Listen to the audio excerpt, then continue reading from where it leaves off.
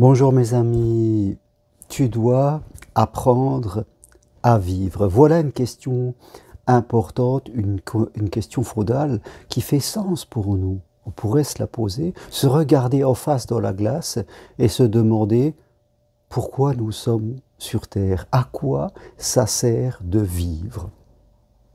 Et c'est important à un moment de la vie de se poser ces questions et de tracer son propre chemin.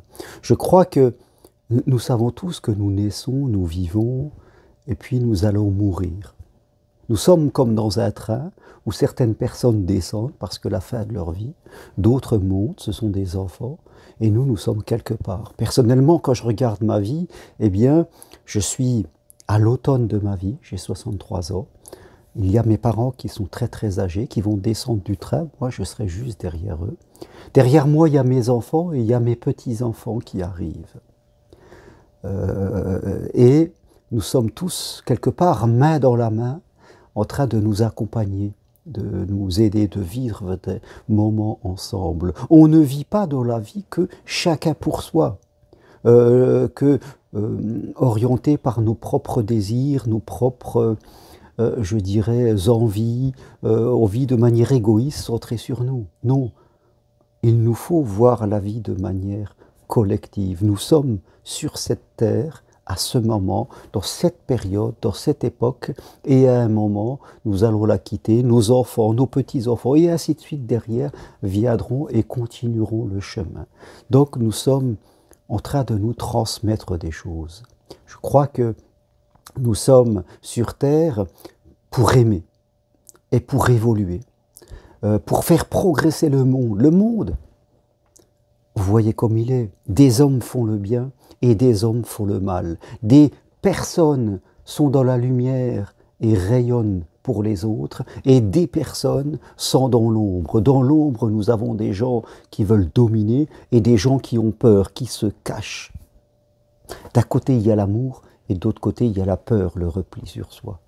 Et si nous sommes dans ce monde, c'est pour choisir notre corps, pour aimer et pour évoluer, pour utiliser les capacités, les dons qui nous ont été donnés. Peut-être que vous êtes quelqu'un qui savait communiquer, peut-être que vous êtes une personne qui savait aider, qui savait accompagner, ou peut-être que vous êtes un organisateur ou une personne qui sait créer de la cohésion.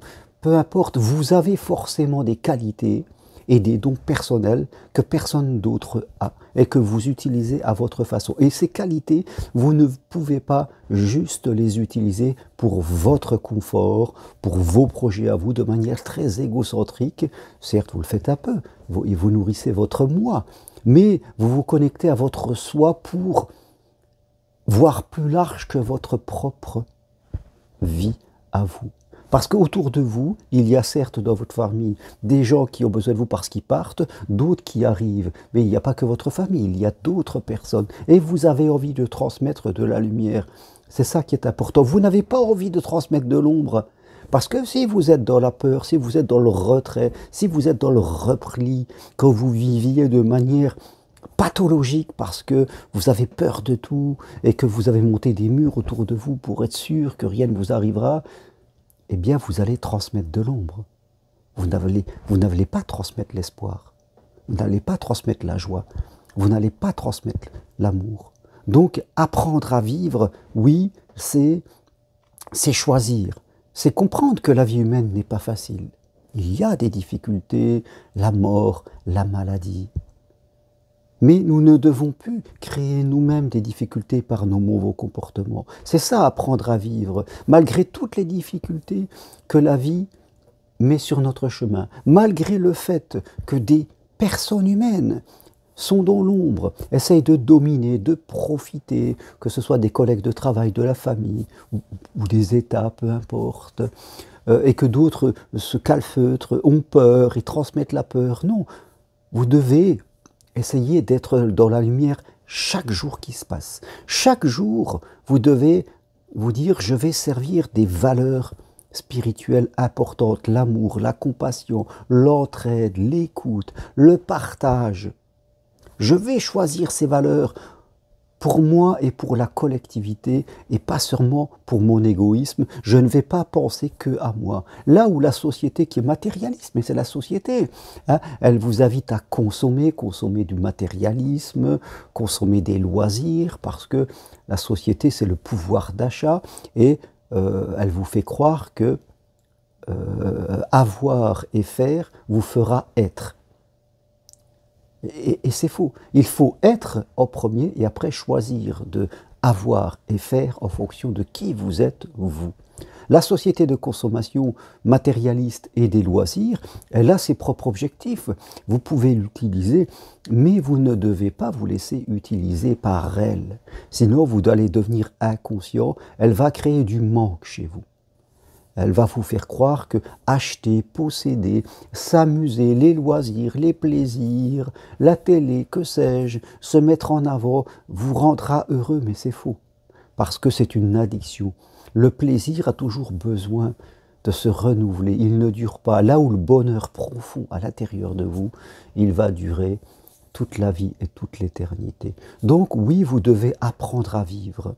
Apprendre, je dirais, à ne pas vivre pour vous. Apprendre et comprendre que la vie n'est pas facile et que vous êtes là pour transmettre, pour améliorer la vie, votre vie, mais celle de ceux qui vous entourent. Vous ne cherchez pas à sauver le monde, mais vous cherchez à être utile, à servir des gens qui sont autour de vous et que vous côtoyez tous les jours. Vous décidez d'utiliser le don et de vous rendre utile, je dirais, pour la communauté. C'est ça qui est hyper important.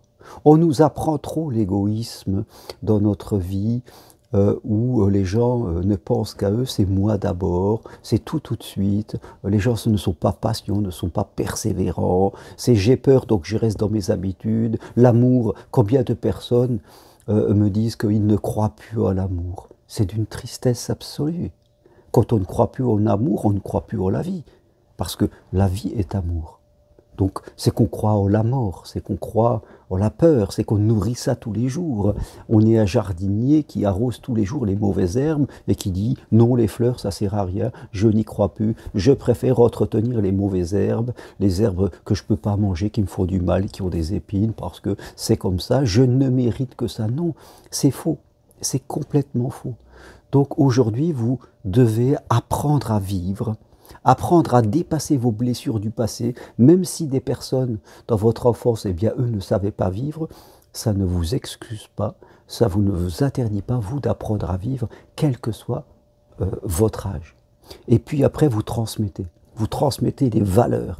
Des valeurs. Ce qui manque dans notre société, ce sont des valeurs humaines. Et c'est ça que vous devez faire, pas simplement que pour vous. Ne vivez pas que pour vous-même. Voilà ce que je vous dis aujourd'hui. Apprenez à vivre, apprenez à donner, apprenez à vous mettre au service de certaines valeurs, apprenez à vous mettre au service de l'amour chaque jour. Peu importe que des gens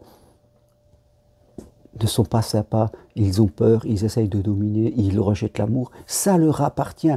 Ce n'est pas une excuse pour vous laisser enfermer et faites compte, faire partie de l'ombre et non plus de la lumière. Choisissez la lumière, quoi qu'il arrive. Et si vous voulez aller plus loin, prenez une consultation avec moi, on fait le point de votre vie. Venez marcher sur le chemin de Compostelle, juin, juillet, septembre. Demandez-moi les programmes, devenez psychopraticien de vie spirituelle et accompagnez les gens pour aller mieux, vous aussi. Vous pouvez les accompagner de manière professionnelle, semi-professionnelle ou même bénévole, peu importe. Vous pouvez suivre ma formation 100% individuelle. Toutes les infos sur mon site germainrocari.com. Merci à vous, écrivez-moi, mettez des commentaires et je me ferai un plaisir de vous répondre. Merci.